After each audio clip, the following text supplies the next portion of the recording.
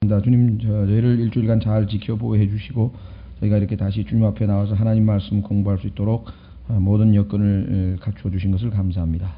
지금 여러 가지 이 사정으로 인해서 많은 형제 자매들이 빠졌습니다. 주님, 그들이 어디 있든지 간에 돌보아 주시고 하나님께서 저희의 삶의 모든 삶에 하나님의 말씀이 늘 중심에 서 있도록 도와주시고, 주님, 이 시간에 저희가 하나님 말씀 대할 때 지혜로 명철로 인도해 주시고 또 약속하신 대로 진리의 영으로 인도해 주시어서 참으로 이 성경 공부를 합당하게 잘 공부하고 또 깨달을 수 있도록 도와주시기를 간절히 기도하옵고 원합니다.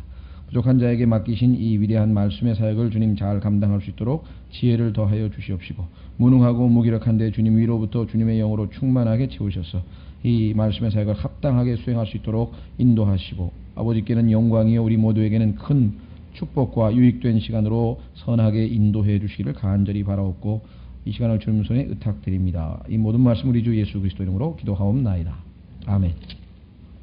오늘 하여간 저 개인적으로도 연락을 많이 받았는데 여러 가지 사정으로 많은 분들이 빠졌습니다. 오늘 또 우리 누구죠? 김성조 형제, 그러니까 우리 저 도준이라고 우리 저 경민영 형제님, 김영옥 자매님 그 외손자죠. 예, 거기 돌이 9월 30일인데 추석하고 겹쳐가지고 아무래도 그때 사람들 초대하기도 그렇고 그래서 지금 미리 오늘 5시인가요? 그렇게 한다 그래서 거기에 애들 두 분은 가셨고, 또 파주에서는 교통편 때문에 못 오시고, 또 누구입니까? 정광복 형제하고 우희아 자매는 또 성조 형제 고등학교 대학교 직계 후배가 돼서 또 개인적으로 아마 연락을 받고 또 거기에 갔고, 정풍래 형제도 아마 거기에 갔든지 아니면 뭐 벌초하러 갔고, 박창호 목사님도 고향에 미리 당겨오기 위해서 갔고, 또 김연아 자매는 오늘 직장에 아마 행사가 있어서 못 오고, 대충은 이제 그렇게 얘기를 들었고, 또 나머지 못 오신 분들도 아마 제가 보기에는 이 명절 분위기가 우리나라에서는 좀 있는 것 같습니다. 그래서 하여간 참석을 못 하셨는데요. 예. 자, 오늘은 요나서 1장 11절부터입니다. 오늘은 요나서 1장 11절서부터. 자, 이제 드디어 요나의 고백 앞에 그들은 이제 심히 두려워했었죠. 알고 보니까 요나가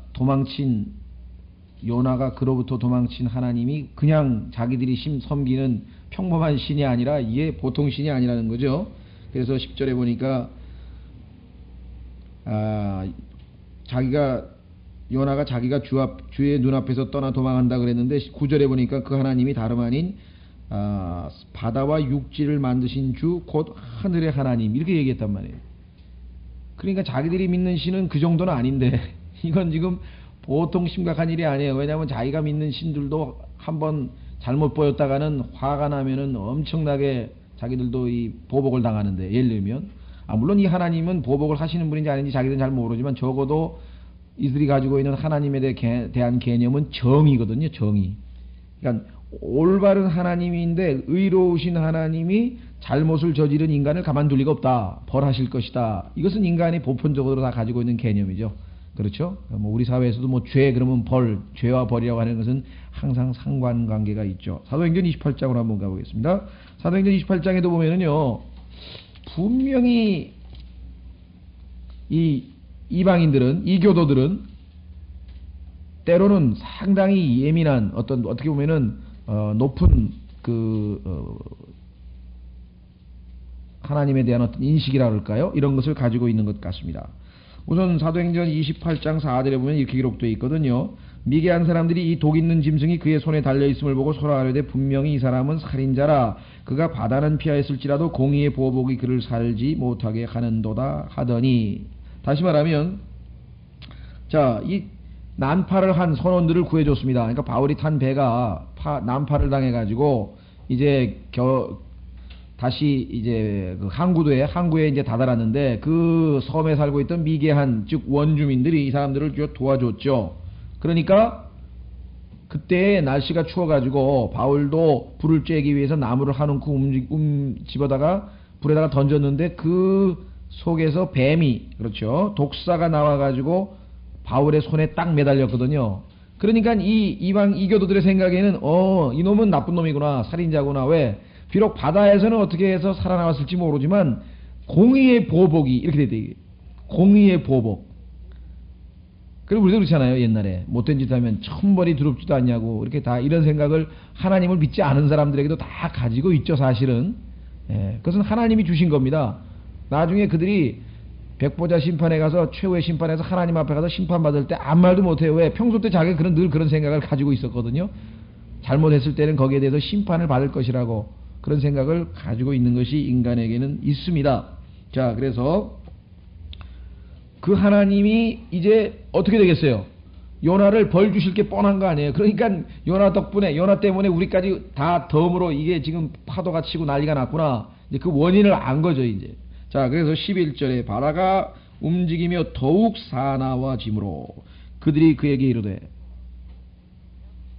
바다가 움직이며 더욱 사나워짐으로, 우리 인간은 결코 자기 혼자만의 삶은 아니다. 지난번에도 말씀드렸습니다만은 이 요나 한 사람 때문에 애꿎은 많은 사람들이 지금 고통을 받고 있다. 그래서 우리 전도서에 보면은 죄인 하나가 많은 선을 파괴시키느니라. 우리나라도 지금 아마 좀 그 위정자 한 사람이 잘못하면 어떤 일이 벌어지는가. 회사도 마찬가지죠. 한 사람 잘못 때문에 회사가 쫄딱 망하는 거고, 뭐 교회라고 예외는 아닙니다. 교회도 한 사람의 잘못으로 인해서 교회가 크게 파괴될 수도 있는 것이죠. 자, 그래서 그들이 그에게 이르되 우리가 내게 어떻게 하여야 바다가 우리를 위해 잔잔하겠느냐 하니. 자, 이게 분명히 자기 때문이라 그랬어요. 그러니까 이게 지금 나 때문에 이제 이런 일이 벌어졌으니 이걸 어떻게 하면 좋겠느냐. 그래서 너에게 어떻게 하랴 하고 지금 물어보는 겁니다. 자, 이때 요나가 내가 지금부터 무릎을 꿇고 하늘의 하나님께 회개 기도를 하고 하나님 뜻대로 니느웨로 가서 복음을 전한다고 서원하리라. 너희는 가만히 기다려라. 이랬으면 얼마나 좋았겠어요. 그야말로 정말 이 이방인들도 거기서 요나의 회개 기도를 듣고 하나님께서 파도를 멈추게 하고 놀라운 역사를 일으키시면 그 순간 아마 전부 다 회심했을 거예요. 야, 그 네가 믿는 하나님이 진짜 하나님이니까 나도 믿겠다고 아마 이러고 나왔을 텐데 이 요나가 그렇게 하지 않았다 이 말이죠. 그래서 인간의 완악한 마음을 여기서 볼 수 있는 거예요. 당연히 회개했으면 좋을 뻔했는데 그렇지 않아요. 뭐라고 얘기했느냐. 그가 그들에게 이르되 나를 들어 바다에 던지라. 자기가 스스로 바다에다 몸을 던지면 그래도 그건 나아요. 왜 그렇습니까? 그래도 그거는 이 사람들을 사랑해서 그래 너희들이 나 때문에 고생할 것까지야 있느냐. 내가 없어지면 그만이지 하고 자기가 그래도 물속으로 뛰어들었으면은 그나마 좀 나은데, 이거는 아예 책임도 니들이 날 집어 던져라 이게. 난 모르겠다 이게. 난 모르겠다. 이거 참 아주 그 인간의 마음의 완악한 모습을 잘 볼 수가 있는 것 같습니다. 그래서 우리 주변에도 보면요, 이 재범, 3범, 4범, 5범, 물론 어떤 사람들은 사회 탓을 합니다. 사회 환경이 안 좋으니까 이 교정, 도대체 죄를 짓고 나온 사람이 사회에 발붙이고 살 수가 없이 사회가 냉대를 하고 뭐 일자리도 없고 그러다 보니까 뭐 재범도 하고 3범도 하는 거 아니냐 그렇지만요, 그게 아니라 이게 뭐 가보니까 뭐 2, 3년 깜빵 그 별것도 아니네. 또 그러니까 이 벌을 확실하게 엄하게 주질 않으니까 매 효과가 전혀 없는 거예요. 성경에서 그랬잖아요. 채찍질하라고, 죽지 않을 만큼 때리라 그랬잖아요. 그러니까 사실 이 오늘날의 이 전 세계적으로 인권이라고 하는 그 명분 하에 굉장히 그 형벌을 적게 주는데요. 그 사람 한 사람 때문에 얼마나 많은 사람들이 피해받는가를 생각하면 그건 사실은 적은 형벌 줘서는 안 되죠. 기업가 한 사람이 회사 잘못 운영해가지고 대우 같은 경우, 예를 들면 뭐 김우중 씨 같은 경우, 예를 들면 지금 뭐 온 나라가 뭐 난리법석이잖아요. 근데 보면 뭐 어떻게 하고 뭐 집행유예 뭐 이렇게 다 그냥 엉성하게 해가지고 다 나와버리니까 도대체 여태까지 감옥에 간 장관이고 누구고 뭐고 다 제대로 산 사람이 없어요. 그래서 사실은 그 사람을 미워해서 형을 많이 때리는 게 아니라 어떤 그 죄가 얼마나 두려운가를 교훈하기 위해서는 성경에서는 엄한 형벌을 강조합니다. 그런 실제적으로 이 땅에서 봐도 마찬가지. 미국 같은 경우에는 말이죠. 마약 사범이죠. 마약 사범. 마약 사범이 잡혀가봐야 길어야 뭐 5, 6년이면 다 나와요. 그런데 그 안에는 뭐 텔레비전이 있죠. 무슨 막 와요. 호텔이지 뭐 호텔. 갇혀만 있을 뿐이지 뭐 할 거 다 하잖아요. 거기다가 마피아 조직이 다 자기 자 식구들 뭐 월급 다 줘서 먹여주고 애들 다 교육시켜주고 그러니까 이게 도저히 다음번에는 죄를 안 져야 되겠다 이런 마음이 들질 않아요. 근데 제가 알기로 뭐 싱가포르인가는 뭐 하여간 뭐 마약에 대해서 뭐 침만 뱉으면 10만 원이니까 거기는 그렇죠? 10만 뱉어도 10만 원이니까 누가 침 뱉겠어요.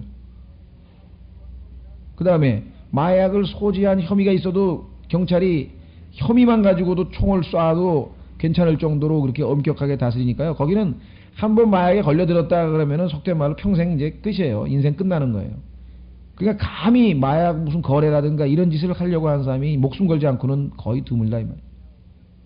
이것은 성경에서 우리에게 주는 교훈은 인간을 이해를 해야 돼요. 성선설적 인간이 불쌍하다. 인간을 그런 성선설적인 관점에서 자꾸만 보다 보니까 이렇게 용납이 되지. 인간의 그 완악한 것은 그래서 아주 정말 떡 부러지게 매를 맞고 자란 아이는 결코 나쁜 짓을 하질 않습니다. 이 악한 일을 할 수가 없다 이 말이죠. 자, 그래서 어쨌거나 여기는 지금 요나의 경우에는 완악한 마음을 품고 있었어요. 그래가지고 하나님 앞에 거의 뭐 대드는 거죠. 에이 뭐 죽이려면 죽이고 말라면 말고 난 모르겠다. 이거 완전히 뭐 정말 이 마음 상태가 우리가 봐도 이거 좀 상당히 악한 거 아니냐. 그렇죠? 상당히 악한 마음이라고 우리가 볼 수가 있습니다. 어떻게 보면은 야 그래도 요나는 영웅적인 모습이 아닙니까? 내가 바로 잘못 나를 집어 던져라. 내가 너희를 위해서 희생하겠노라 한 거 아니냐고 착각하는 사람이 있는데 사실은 이거는 비겁한 행동이죠. 진짜 마음속에 깊이 그래 나 때문에 애꿎은 너희들이 그렇게 했다면 당연히 자기가 뛰어들어가지고 물속으로 자기가 죽어야지 왜 나자빠지면서 맘대로 해. 날 집어 던져. 그러면 될 거야. 뭐 이런 식의 지금 태도라는 것을 우리가 여기서 읽어볼 수가 있죠. 자, 죄를 지었습니다. 그 하나님께서 지금 깨닫게 해줬어요. 죄인이라고 하는 사실을. 그렇게 하면은 여기서 용서받고 회개받을 수 있는 기회가 주어졌는데도 불구하고 여전히. 자, 그뿐만 아니라 이렇게 기도했습니다. 그가 그들에게 이르되 나를 들어 바다에 던지라. 그리하면 바다가 너희를 위하여 잔잔하리라. 이는 나로 인하여. 알고 있습니다. 원인을 알고 있음에도 불구하고 그의 마음은 이 원인을 제거할 만한 그러한 의지가 전혀 없습니다. 이것이 오늘날 우리 그리스도인들에게도 치명적인 치명적으로 우리의 신앙생활을 방해하는 것입니다. 설교 들어요. 설교 쫙 들으니까 맞아 내가 이거 잘못했구나. 이거 고쳐야 되겠다. 그런데 안 고친다. 듣고 그냥 흘려가 버린다. 또 듣고 흘려가 버리고 또 듣고 흘려가 버리고. 그죠? 원인을 알면서도 그래서 이 지식이라고 하는 것이 우리가 하나님 말씀에 순종할 때 그것이 열매로 나타나지 순종치 않으면 그건 정말 나중에는 오히려 교만케 하고 완악케 하는 그러한 것에 불과하지. 자, 여기서도 지금 보시면은 나로 인하여 이 큰 폭풍우가 너희에게 임한 줄을 내가 알기 때문이라 하니라. 알지만 마음은 그걸 고칠 생각이 없다. 여러분은 가인도 알았죠? 가인도 하나님께서 나중에 알려주셨어요. 아벨처럼 그렇게 양을 잡아서 하나님께 드리면 받아주시는구나. 알았지만은 옆에 있는 아벨에게 그 하나님한테 나 제사 드리게 희생 바치게 양 한 마리 달라. 뭐 양 안 주겠어요? 양 많이 있는데? 안 한다 이게. 안 한다 이게. 이것이 인간의 완악한 마음. 이거 참 보통 일이 아닙니다. 자, 그래서 우리는 얼마나 많은 그리스도인들이 이 사랑의 부족으로 인해서 오히려 남에게 많은 피해를 끼치는가 이런 걸 우리가 알 수가 있습니다. 그리스도인이 만약에 이런 경우에 회개를 하고 돌아서고 정말 이 순전한 마음으로 그랬다면 많은 사람들을 주님께 인도할 수 있었을 것입니다. 아마 사회에서도요, 어떤 사람이 뭐 회사를 운영하는 그리스도인이라고 한다면 그 그리스도인 사장 한 사람이 그리스도인답게 행동하면 그 밑에 있는 많은 입으로 복음 안 전해도 가만히 보면서 아마 나도 저 사람이 믿는 하나님 믿고 싶다는 그런 마음이 아마 생길지도 모를 겁니다. 그렇죠? 직장에서도 그렇고 학교에서도 교사 한 사람이 정말 그리스도인답게 행동하면은 정말 이건 뭐 엄청난 복음 증거의 효과가 있을 겁니다. 자, 그래서 우리는 혼자 사는 것이 아니라 항상 다른 사람들과의 연관 가운데에서 영향을 미치고 부정적이든 긍정적이든 그렇게 살 수밖에 없다 이 말입니다. 자, 예를 한번 들어보십시다. 어떤 사람이 저도 그런 사람 알고 있어요. 정말 괴로워요 지금. 그 형제를 얼굴을 못 보겠어요. 왜냐하면 그 형제가 한때는 뭐 어마어마하게 열심을 냈거든요. 뭐 복음 증거에도 열심히 하고 뭐 구령도 열심히 하고 막 정말 정말 어떻게 아주 훌륭한 그리스도인이라고 그렇게 했었는데 어느 날부터 서서히 김이 빠지기 시작하더니 요나처럼 이제 하나님 앞에 성경도 안 읽고 뭐 기도도 안 하고 뭐 이제 뭐 교회도 안 나오고 막 이렇게 불순종하고 서서히 그러더니 나중에는 아예 교회도 안 나오는 거예요. 그러니 그 주변에 있는 사람들이 뭐라 그랬어요? 야, 제가 한때 막 날뛰고 뭐 구원 받아야 된다 그러고 뭐 전도지도 주고 막 한창 난리법석을 치더니 아니 지금 뭐 교회도 안 나가고 뭐 우리하고 똑같잖아. 다를 게 뭐가 있어? 그 주변에 그동안에 설치면서 예수 믿으라고 떠들고 댕겼는데 그게 다 뭐가 되는 겁니까? 지금 제가 아는 사람들도 참 안타까워요. 그 부모님도 있고 친척도 있고 주변에 많은 사람들이 에게 전도지도 주고 막 나름대로 막 그랬는데 이거 뭐 지가 아예 교회도 안 나가고 뭐 엉망진창이 됐는데 그러면 그 사람 보면서 뭐라 그러겠어요? 야, 그때 안 믿길 잘했지. 쟤도 저봐 쟤 한참 홍분하다가 저렇게 됐잖아. 이렇게 되는 거예요. 근데 그렇게 네거티브한 참 뭐라 그럴까요? 간증이라 그럴까요? 이것을 보이는 경우가 정말 많습니다. 우리 주변에는. 그러니까 아예 예수 그리스도를 안 믿는 사람이 입히는 데미지보다는 믿다가 육신적으로 되고 세상으로 떠나가 버리고 대마 같은 사람, 이런 사람들이 교회에게 입히는 그 영향이 네거티브한 그것이 더 크다라고 하는 사실을 우리는 잘 알 수 있습니다. 자, 그래서요 13절로 갑니다. 자, 12절 끝부분에 나로 인하여 이 큰 폭풍우가 너에게 임한 줄로 내가 알기 때문이라. 다 알고 있습니다. 13절 그럼에도 불구하고 그 사람들이 힘써 노를 저어 배를 육지로 가져가고자 하였으나 바다가 움직이며 그들을 향해 더욱 사나워짐으로 능히 하지 못하더라. 자, 두 가지 측면에서 보겠습니다.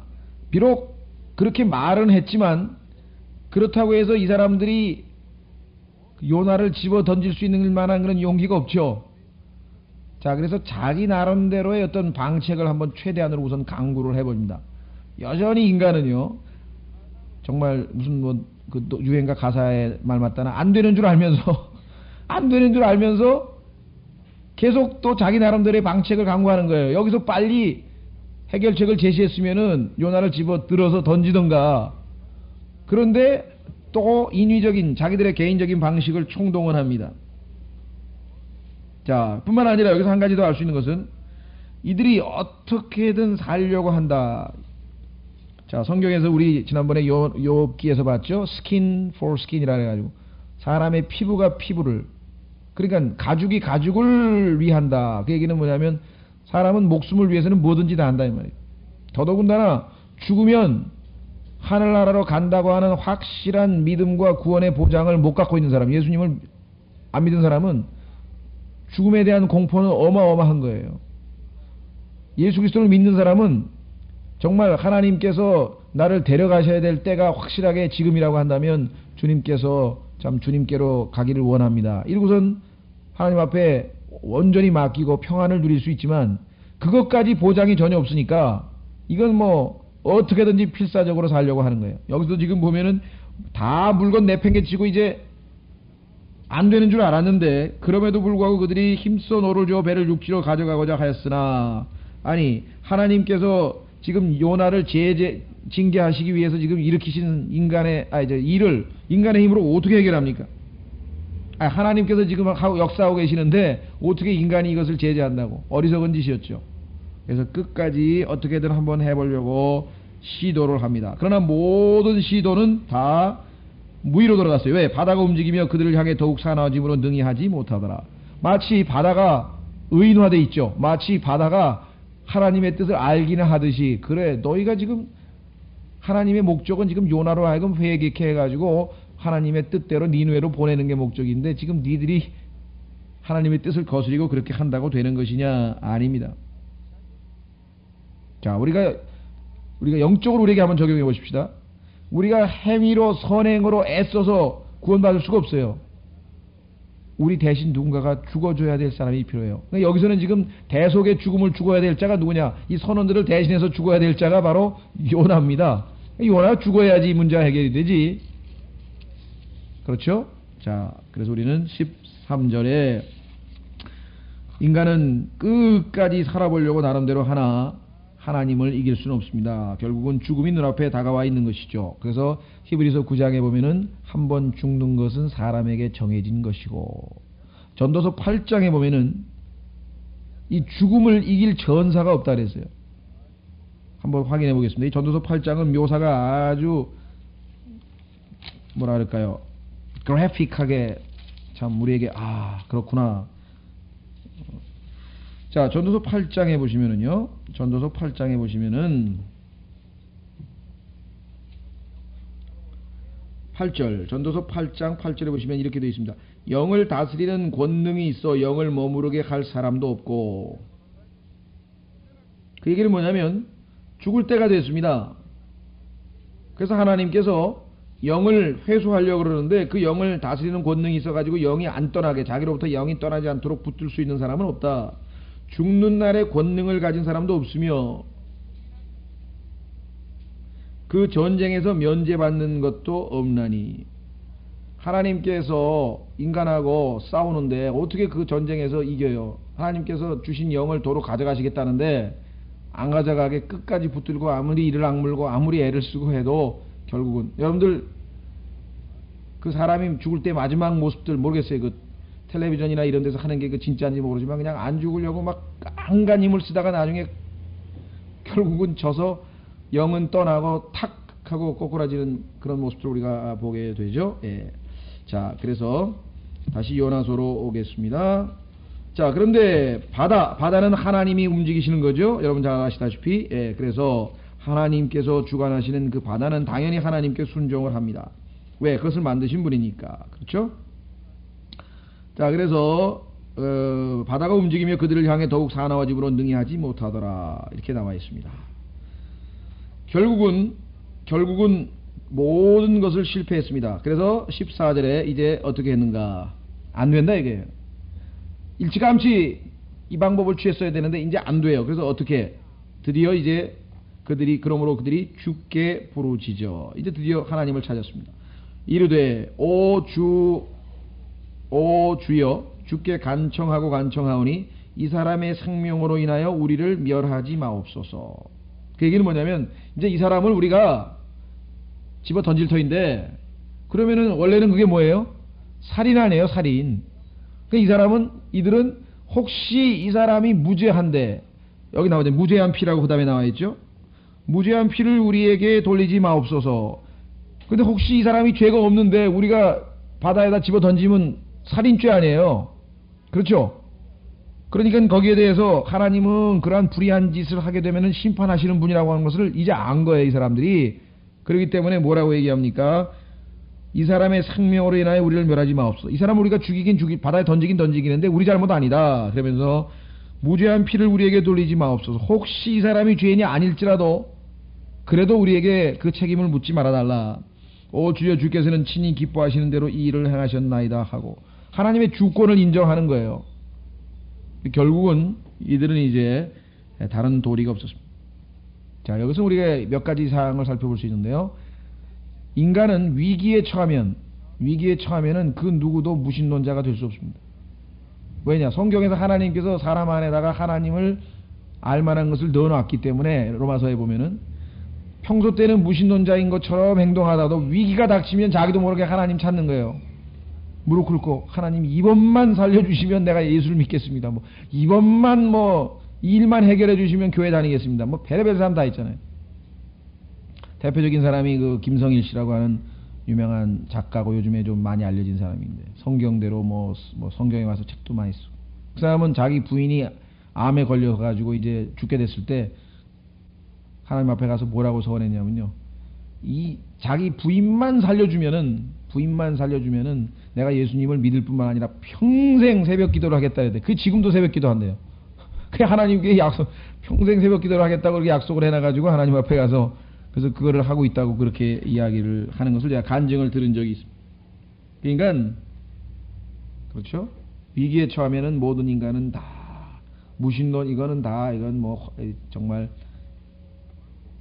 아무런 의미가 없어요. 그래서 하나님을 다 찾게끔 될 수밖에 없다는 것. 그 다음에 자 여기서 나와 있는 것은요. 아까도 말씀드렸지만은 인간은 목숨을 위해서는 뭐 필사적입니다.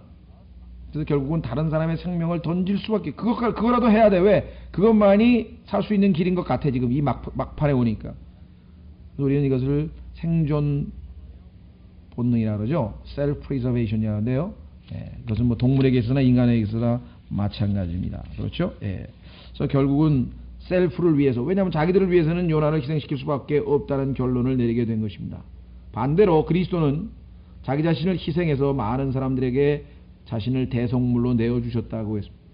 성경에 보면 그리스도인들도 그렇게 살라고 요구합니다. 왜? 그리스도의 생명이 우리 안에 있기 때문에 그렇습니다. 이것이 지금 우리 인간의 능력으로는 그렇게 살 수가 없죠. 왜? 우리가 셀프가 있으니까. 그러나 믿음으로 살 때에는 그렇게 살 수가 있는 거예요. 그것도 요구해요. 요한일서 3장으로 가시면 인간적인 면에서 보자면 참으로 어렵고 불가능한 요구인지는 모르지만 실제적으로 많은 사람들이 믿음으로 그와 같은 삶을 살았습니다. 요한일서 3장 16절에 그분께서 우리를 위하여 자신의 생명을 버리셨으므로 우리가 이로써 하나님의 사랑을 깨닫나니 우리도 형제들을 위하여 생명을 내어놓는 것이 마땅하니라. 우리는 초월적인, 다시 말하면 생존 본능을, 즉 여기서는 인간은 목숨을 무엇보다도 가장 소중히 여긴다고 했지만 그것보다도 더 소중히 여기는 것이 하나님의 뜻이거든요. 그래서 하나님의 뜻을 어기기보다는 차라리 목숨을 버리는 경우가 수많은 참 우리 선배 그리스도인의 순교한 사람들도 있고요. 또 진리를 위해서는 뭐 목숨을 버리지 않았어도 모든 많은 것을 희생했던 사람들을 성경에서 우리는 많이 찾아볼 수 있습니다. 가장 인간이 스킨 for 스킨이라 놓을 수 없는 게 생명인데 그것마저도 예수 그리스도께서는 다른 사람을, 그래서 우리가 이타적인 삶을 산다고 하는 것은 인간의 어떤 의지로는 그건 흉내에 불과한 것이고 오직 성령께서 역사하심으로 은혜로 믿음으로 그와 같은 삶이 가능하다고 했습니다. 자, 여기서는 지금 이 벳사람들이 참으로 놀라운 신앙 고백을 하게 됩니다. 그렇죠? 여러분들 우리나라도 그렇죠. 벳사람이라고 하는 사람들은 이 잡신들을 많이 섬기잖아요. 하여간 이 사람들은 무신론자는 없어요. 적어도 이제 바다가 얼마나 무서운 줄 알기 때문에 바다의 신의 하여간 노여움을 풀어가지고 어떻게든지 고기를 좀 잘 잡아보고 이렇게 하려고 하잖아요. 이 사람들이 아까 보시면은 그러한 자기 신들을 불렀는데 자기 신들은 응답이 없고 요나가 얘기했던 그 하늘과 바다 육지를 만드신 그 신을 알게 돼서 그 하나님을 이제 두려워했는데, 자 여기에서 드디어 이제 이 하나님께 기도를 하면서 이 하나님만이 주권자이다. 왜? 기뻐하시는 일을 하는데 14절 오 주여 주께서는 친히 기뻐하시는 대로 이 일을 행하셨나이다 하고 두 가지로 해석해 볼 수 있겠습니다. 이제는 우리가 얘기하는 소위 말하면 포기, 우리는 더 이상 어떻게 할 수 없구나, 이제 하나님이 모든 것을 하나님 뜻대로 하는구나, 이런 의미에서 볼 때는 포기일 수 있고요. 다른 의미에서 보면은 하나님에 대한 찬양일 수가 있죠. 왜? 하나님은 하나님이 기뻐하시는 뜻은 반드시 이루시는 분입니다. 이렇게 볼 수 있어요. 자, 그래서 결국은 이제 15절로 넘어갑니다. 요나를 들어 바다에 던지니 격렬히 뛰놀던 바다가 잔잔해지매. 자, 해결됐죠? 아까도 말씀드렸지만 요나는 자기 스스로 뛰어들었으면 적어도 이들을 향한 사랑을 표현했을 텐데 그것마저도 영적으로 도저히 이들을 사랑할 수 있을 정도까지도 영적으로 지금 영적인 이걸 경건의 능력이라고 하는데요. 경건의 능력이 다 소진되어 있어요. 경건의 모양만 남아있는 그런 모습을 여기서 보입니다.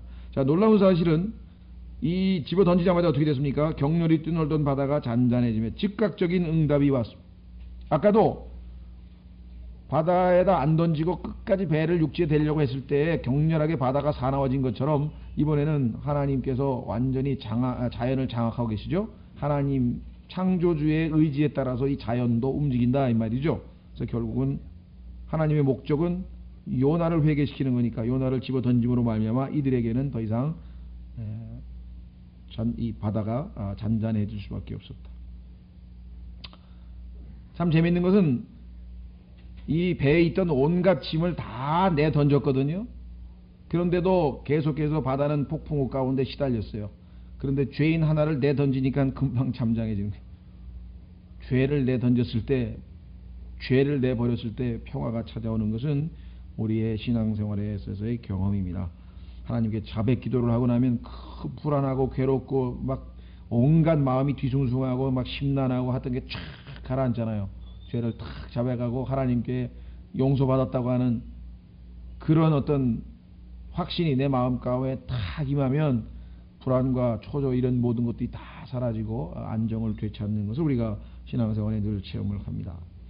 자, 16절 그 사람들이 주를 심히 두려워하여 주께 희생물을 드리고 서원을 하였더라. 이번에 두려움은요, 아까 두려움하고는 좀 차원이 틀립니다. 아까는 어떤 두려움입니까? 당장 죽게 생겼으니까 두려운 거지. 근데 지금은 이 하나님이 두려운 거예요. 왜? 이 하나님이 어떠한 분이길래 아니 그냥 금방 폭풍우가 막 삼킬 듯이 막 치다가 그 하나님께 죄 지은 자를 딱 내던져서 한 두 구절만 찾아보겠습니다. 시편 65편. 시편 65편에 보면은 하나님만이 파도도 일으키고 비도 오게 하고 온갖 자연 현상들을 주장을 합니다. 우리가 그리스도인들마저도 때로는 자연 현상을 그저 자연적인 현상으로 저절로 일어나는 현상으로 잘못하면 지나가 버리는 수가 있지만 절대 그렇지 않습니다. 이 세상에서 일어나는 모든 자연현상은 하나님께서 온전히 장악하고 계신 것입니다. 시편 65편에 보시면은 이렇게 기록되어 있습니다. 시편 65편 5절 오 우리의 구원의 하나님이여 땅의 모든 끝과 바다에 있는 자들의 확신이 되시는 주께서 의로운 중에 두려운 일들로 우리에게 응답하시리니이다. 자, 두려운 일이 뭐예요? 6절 주는 주의 능력으로 산들을 굳게 세우시고 권능으로 띠를 띠시며 바다의 소란함과 파도의 소란함과 만백성의 소동함을 진정시키나이다.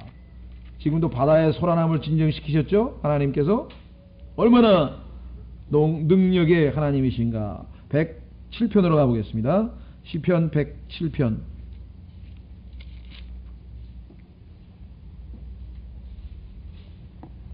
시편 107편 23절서부터 보시면 역시 여기서는 자연을 완전히 장악하고 계시는 하나님을 엿볼 수가 있습니다. 시편 107편 23절 배로 바다에 나가는 자들과 큰 물에서 사업을 하는 자들은 주께서 행하신 일들과 기품 속에 있는 그분의 이적들을 보나니 이는 그분께서 명령하시며 폭풍이 일어나 파도들을 높이 일으키기 때문이로다. 그러니까 우리나라의 제주도나 이런 뱃사람들 있잖아요. 배를 타는 사람들은 이분이 어떤 하나님인지를 잘 몰라서 그렇지 그런 분이 있다는 거는 막연하게 알고 있는 거죠. 그러니까 다 기우제도 지내고 배 출어하기 전에 다 제사 지내고 나가잖아요. 그냥 나가는 사람 봤어요? 뱃사람 치고? 없어요. 자, 26절 그들이 하늘로 솟구쳤다가 다시 기품들로 내려가나니 고난으로 인해 그들의 혼이 녹는도다. 그들이 이리저리 구르고 술 취한 자처럼 비틀거리며 좋은 수가 없어 어찌할 바를 모르는도다. 이에 그들이 고난 중에 주께 부르짖으며 그분께서 그들의 고통에서 그들을 인도하여 내사 폭풍을 어떻게 해요? 고요하게 하심으로 그 파도들이 잔잔하게 되는도다. 파도들이 조용하게 되어 그들이 즐거워하나니 이처럼 그분께서 그들이 원하는 항구로 그들을 인도하시는도다. 사람들아 주의 선하심과 사람들의 자녀들에게 행하신 그분의 놀라운 일들로 인하여 그분을 찬양할지로다. 바로 이거 아니에요. 이들도 지금 하나님이 그 파도를 잔잔케 하심을 통해서 자 어떻게 했습니까? 희생물을 드리고 소원을 하였더라 이렇게 얘기를 했는데요. 자, 그 구절 보기 전에 우리는 마가복음 또 마태복음 복음서 곳곳에서 예수님께서 바다를 꾸짖고 바람을 꾸짖어서 파도가 잔잔해지는 것을 우리가 보았죠. 당연히 예수 그리스도는 하나님이시라고 하는 것을 성경에서 입증하고 있는 것을. 왜? 하나님만이 하실 수 있는 일을 하신 거죠. 자, 문제는 조금 이제 우리가 상식적으로 이해할 수 없는 게 16절 주께 희생물을 드리고 소원을 하였더라. 이 희생물이 양인지 보통 우리가 이제 구약의 유대인들은 양이나 염소나 이런 동물들을 바치는 게 희생물 아니에요. 그렇죠? 근데 분명히 문제는 어디 있냐면 다 버렸거든요. 아까 내버렸죠. 5절 1장 5절에 보면 선원들이 두려워하여 저마다 자기 신에게 부르짖으며 또 배를 가볍게 하려 그 안에 있는 물건들을 바다로 던지니라. 그런데 과연 제사 지낼 뭐가 있었겠느냐? 여기 이제 우리가 볼 때는 있었으면 뭐 구약식으로 하나님 앞에 희생물을 바친 것이고, 그렇죠? 만약에 없었더라면 성경적으로 우리가 충분히 해석할 근거를 가지고 있다. 그것은 뭡니까? 영적인 희생물 있잖아요. spiritual sacrifice라는 게 있잖아요. 영적인 희생물. 그 영적인 희생물은 뭐냐? 감사 아니에요. 감사. 그러니까 그들이 하나님께 감사를 드렸다고 해석을 해볼 수가 있겠죠. 베드로전서 2장 5절. 베드로전서 2장 5절에 보면은요, 우리 그리스도인들은 오늘날 짐승 잡습니까? 안 잡죠. 구약처럼 짐승 잡아가지고 하나님께 희생물을 바치는 것이 아니라 감사의 희생물을 드리죠. 자, 그래서 우리는 이것은 영적이라 그랬습니다. 성경에서 영적 희생물. 베드로전서 2장 5절 너희도 살아있는 돌들로서 영적인 집으로 건축되고 예수 그리스도를 통하여 하나님께서 받으실 영적 희생물을 드리는 거룩한 제사장이 되었더라. 그러면 성경에는 육적인 짐승 바치는 육적 희생물도 있고 영적 희생물도 있는데, 이 당시에 구약적 배경이기 때문에 짐승을 바쳤을 가능성도 물론 있겠지만 상황으로 봐서 없다 손 치더라도 성경적으로 충분히 문제가 안 된다. 예를 들면 히브리서 13장 15절 보십시오. 바로 앞으로 몇 장 넘기시면은 히브리서 13장 15절에 보시면은 역시 영적 희생물이 무엇인가를 우리에게 보여줍니다. 히브리서 13장 15절. 그러므로 우리가 그분을 통하여 계속해서 찬양의 희생을 하나님께 드리자. 이것은 그분의 이름에 감사를 드리는 우리 입술의 열매니라. 그죠? 그럼 찬양의 희생이 뭐냐? 감사. 그러니까 이들이 아이고 하나님 우리를 폭풍으로부터 구원해 주셔서 구출해 주셔서 감사합니다 라고 하는 그러한 감사의 희생 제사를 드렸을 것이다. 이렇게 해석을 하더라도 우리는 요나서 1장 16절에 별 문제가 없다. 왜 이 얘기를 드리냐면요, 그랬는지 안 그랬는지 모릅니다. 다만 만약에 구약적인 방법으로 드릴 수 있는 짐승이 여기 다 내던지고 없다 손 치더라도 그 의미가 성경적으로 얼마든지 해석이 가능하다 이 말이죠. 1차적으로 짐승을 바쳤는지 안 바쳤는지는 모르겠어요. 바쳤을 수도 있겠죠. 짐승이 남아 있었더라면. 그래서 우리는 주께 희생물을 드리고 서원을 하였더라. 뭐라고 서원했겠습니까? 이제 앞으로 하나님 진짜 하늘과 바다와 육지를 다스리는 하나님만을 온전히 믿겠습니다. 이렇게 얘기를 했겠죠. 자, 이 선원들의 변화를 한번 보세요. 이 선원들은 처음에는 폭풍우가 치니까 놀래가지고 자기 신들에게 절했었죠. 그런데 그 신이 진짜 신이 아니고 요나를 통해서 하늘과 바다와 육지 하나님에 대해서 듣고, 그 다음에 어떻게 됐어요? 이제는 그분께 기도해야 되겠구나 알고 14절에 그분께 기도를 했고, 결국은 그분이 어떠하신 분임을 알게 됐잖아요. 이것이 이제 이분이 진짜 하나님이시구나. 그래서 주를 두려워했었죠. 주를 두려워하게 된 것이 바로 16절에 나와 있습니다. 자, 그러면 어떻게 됩니까? 이제 하나님께 나아갈 수 있는 방법은 어떻게 나가야 돼요? 오직 희생을 통해서. 다시 말하면 그냥 피 없이 나가면 안 되죠. 그냥 나가면 안 되고 희생을 통해서 나가야 되겠죠. 그래서 여기 지금 희생물을 드리고 소원을 하였더라. 그래서 영적으로 이들의 내적인 변화를 우리가 확인을 해볼 수가 있습니다. 얼마든지 우리가 회심했다라고 구약적 의미에서 생각해 볼 수도 있겠죠. 자, 그 다음에 이제 그들은 서원을 했습니다. 서원이라고 하는 것은 이거 성경적으로 우리가 조심해야 되는데요. 왜냐하면 하나님은 신실하시기 때문에 하시겠다고 하는 것을 하시죠. 근데 인간은 하나님이 이거 해주시면 틀림없이 이거 하겠습니다 그러고 그렇게 안 한다고요. 왜냐하면 인간은 얼마든지 그 약속을 지킬 수 없는 경우도 생길 거란 말이에요. 그래서 우리는 성경에서 이 서원은 함부로 하는 게 아니죠. 그렇죠? 성경에는 우리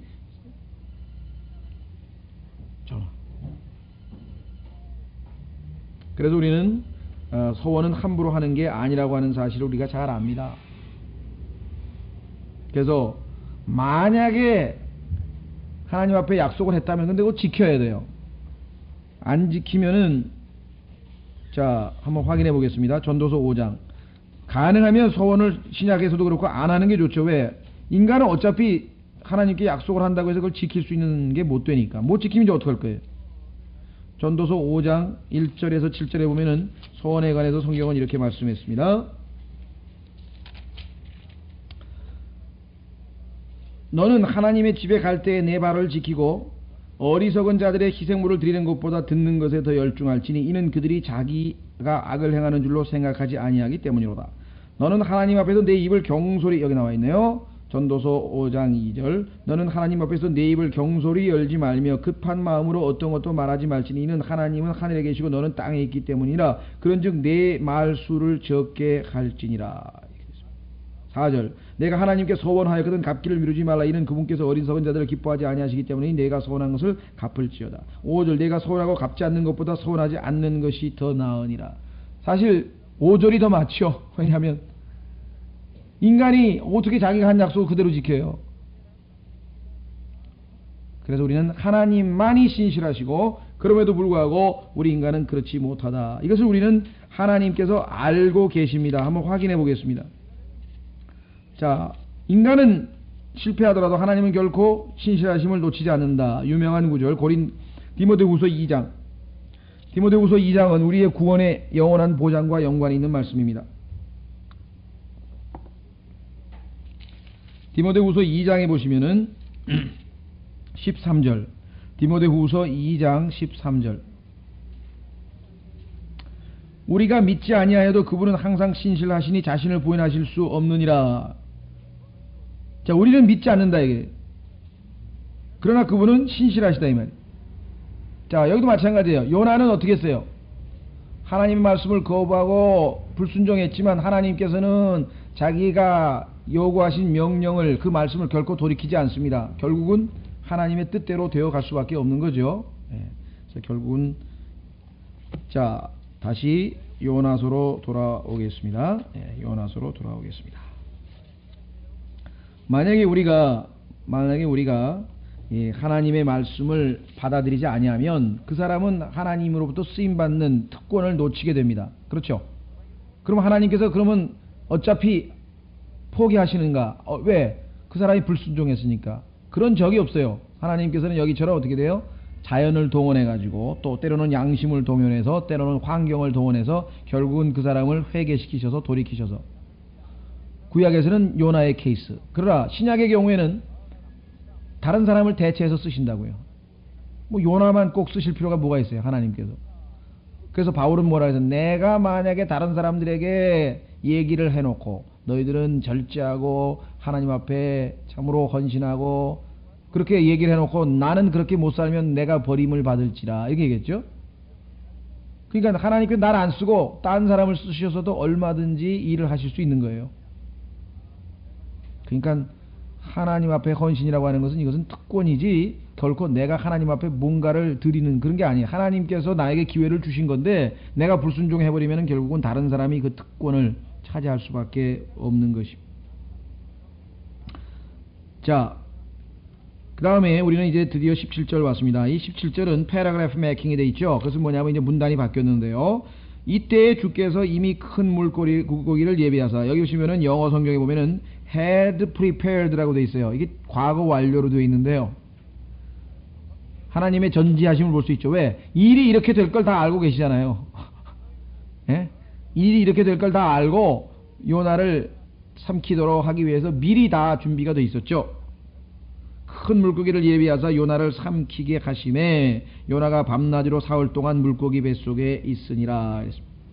자, 그러면 우리는 요나와 물고기에 대해서 좀 더 자세하게 공부하기 전에 여기서 요나가 예수 그리스도를 예표하는 그러한 측면을 한번 살펴보려고 합니다. 왜냐?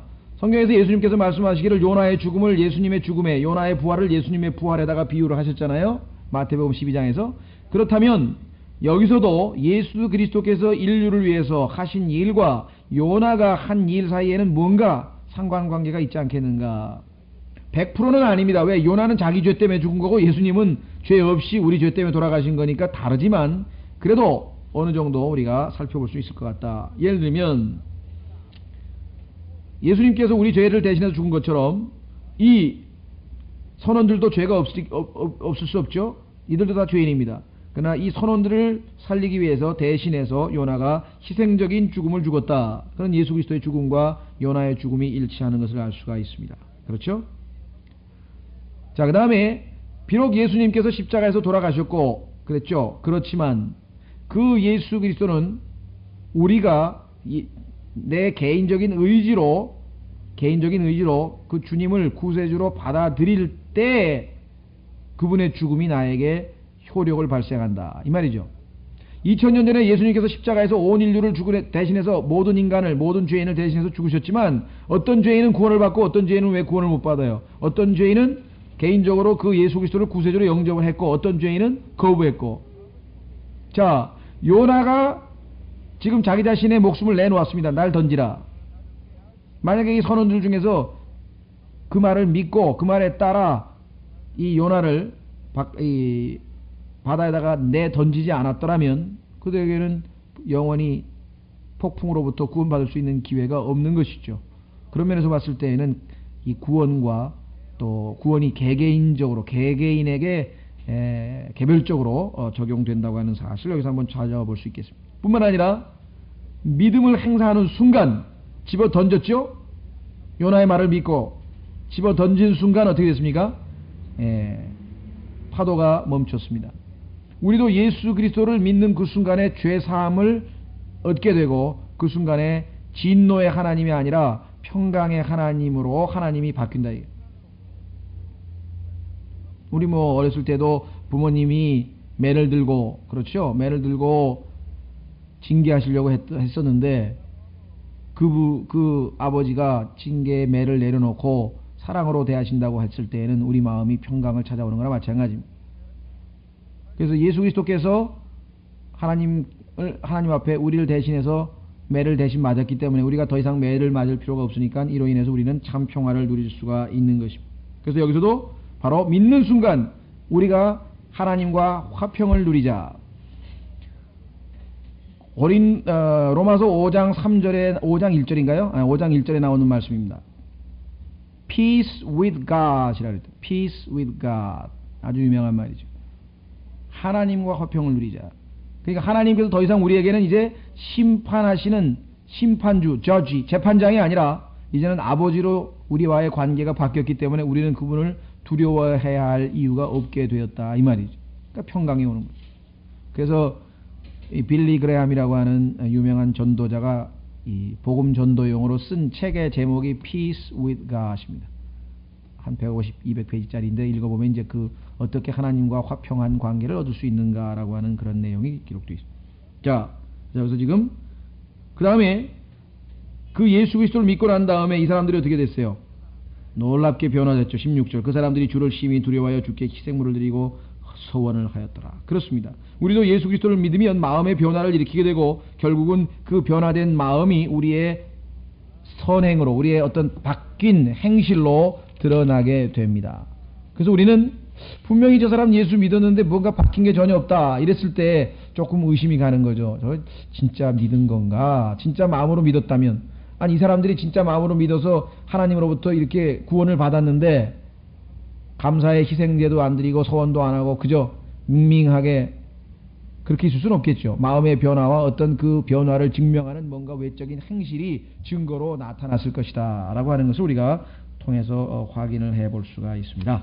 자, 그렇다면 이제 다음 시간에 좀 본격적으로 하겠습니다만은 17절에서 이때 주께서 이미 큰 물고기를 예비하사 요나를 삼키게 하시매 요나가 밤낮으로 사흘 동안 물고기 뱃속에 있으니라. 오늘날 유명하다고 하는 또는 훌륭하다고 하는 좋은 주석을 다 살펴보면요 전부 다 뭐라고 했냐면요 요나가 죽지 않았다. 다시 요나는 물고기 이 고래 뱃속에서 살아 있었다고 얘기를 합니다.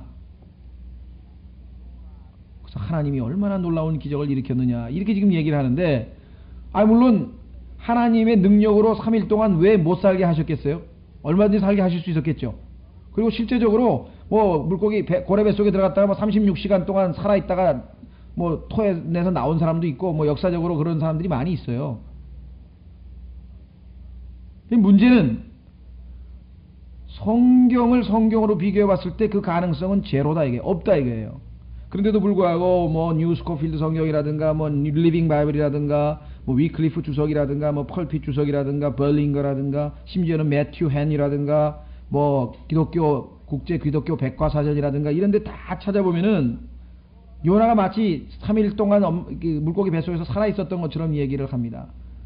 그러나 다시 말씀드리지만 그것은 잘못됐다. 왜 그래요? 한 구절만 찾고 마치겠습니다. 확인을 해보시면 쉽게 이해가 되죠. 마태복음 12장으로 가보세요. 마태복음 12장. 다음 시간에 더 자세하게 하겠습니다만 마태복음 12장을 확인해 보시면 되겠습니다.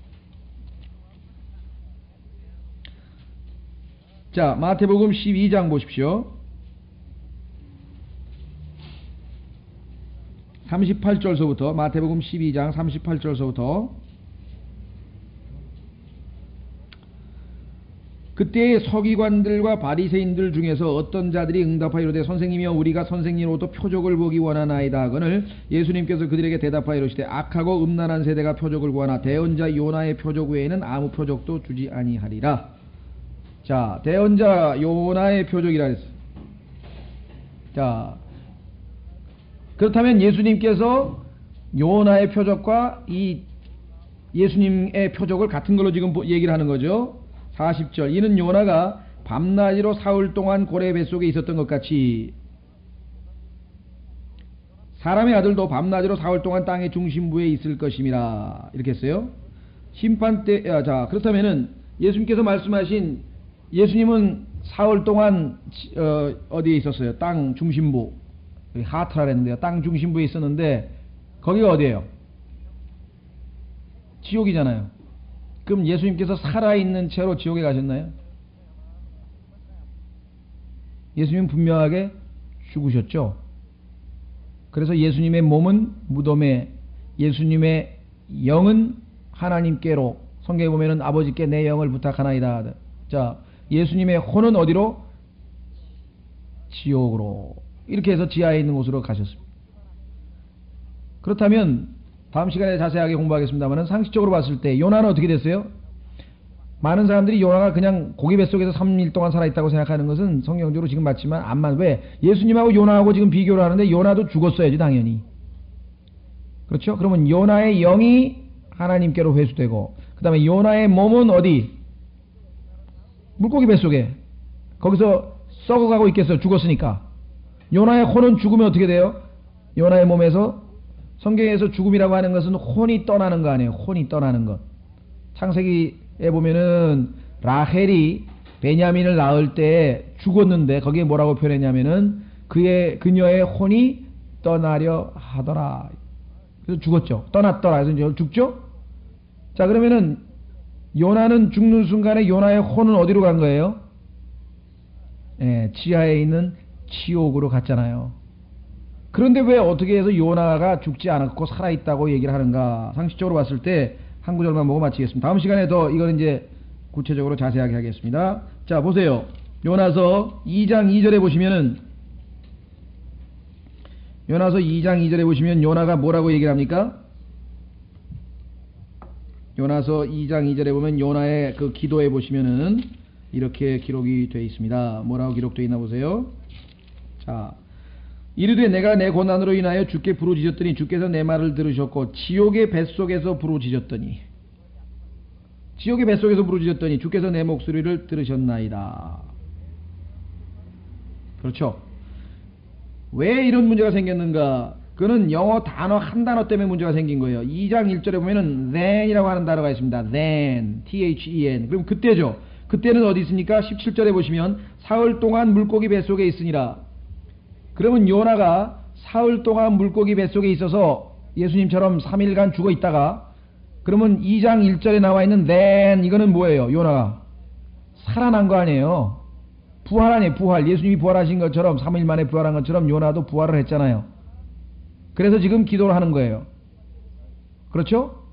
그런데 그 기도할 때 보면은 죽을 때 내가 기도해서 응답받아서 살아났다 이 얘기를 하는 거예요. 그러니까 바닷물 속에 던져지는 순간에 요나는 뭐예요? 이제 죽었구나 하는 순간에 어떻게 되겠어요? 하나님께 기도를 했는데 그 기도가 나중에 알고 보니까 지옥의 뱃속에서 했어요. 왜? 죽는 순간에 혼이 어디로 갔어요? 지옥으로 갔죠. 그래서 지옥에서 기도를 했더니 하나님께서 응답을 해가지고 사흘째 되는 날 부활해서 다시 살아났습니다. 그래서 요나는 지금 감사의 기도를 하는 거예요. 그리고 기도가 끝나자마자 고래가 요나를 토해내서 결국은 살아나게 되는 것. 그래서 예수 그리스도의 뭐예요? 죽음과 부활, 죽음과 장사 지냄과 부활을 예표하잖아요. 정확하게. 다음 시간에 이 문제에 대해서 조금 더 살펴보도록 하겠습니다. 그래서 이 문제는 하여간 여태까지 저도 뭐 교회 생활을 81년부터 한 20년 넘게 교회 생활을 하고 요나서도 공부해보고 했는데 성경적으로 정확하게 해석하는 사람이 아무도 없어요. 몰라. 요나가 죽은 건가? 물고기 뱃속에서 살아있다고 그렇게 써놓은 책이 하도 많다 보니까 뭐 그것 이외에 뭐 이거는 꿈꾼 거라는 사람도 있고 뭐 별의별 얘기가 다 있지만 어쨌거나 이것을 문자적으로 사실로 믿는 사람들 중에는 마치 요나가 물고기 뱃속에서 3일 동안 육체를 입고 지금 우리가 살아있는 것처럼 그 속에서 살아있었던 것처럼 오해하고 있는 사람들이 대부분이다. 그러나 예수님이 죽으신 것처럼 요나도 죽었다가 부활했다고 하는 사실. 다음 시간에 2장 부분을 좀 더 살펴보도록 하겠습니다. 좀 쉬었다가